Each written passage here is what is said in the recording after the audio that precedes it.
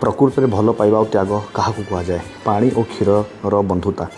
एकदा पानी तार अति घनिष्ठ बंधु क्षीर को देखा करने को आसला क्षीर ताकू बहुत खुशी रे कोड़े नेला से ही मुहूर्त में एक चमत्कार घटिला पानीर दाम हठात बढ़ीगला पानी आश्चर्य होई कहिला बंधु यह कौन है मु तो सही साधारण पानी हेले तुम सह मिसिबा मात्रे मु एते मूल्यवान किपरि होईगली क्षीर हसी कहिला बंधु तुमे जेतेबेले मो पाखक आस तुमे तुमर समस्त रंग एवं अस्तित्व को हरई दियो तुमे तुमर निज रूप को त्याग कर दियो तेणु मु मध्य बंधुतार पालन करे एवं तुमको मो सह समान भावे मूल्यवान कर दिए पानी भावबलित होई कहिला जदि तुमे मते एते सम्मान देइच तेबे एबे बंधुता पालिबार पाली होची मोर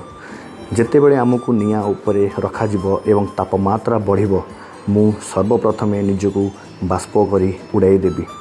क्षीर तुरंत कहिला जदि तुमे मो पाई बाष्प होई उड़ीजिब तेबे मु तुम बिना किपरि रहिबी मु मध्य उतरी पड़िबी जेपरी मु सेही निया को लिभाई पारिबी जी आमको अलगा करने को चेष्टा करिछि एहाकु ही प्रकृत प्रेम बा बंधुता जो ठारे जणे त्याग कले अन्य जणे मध्य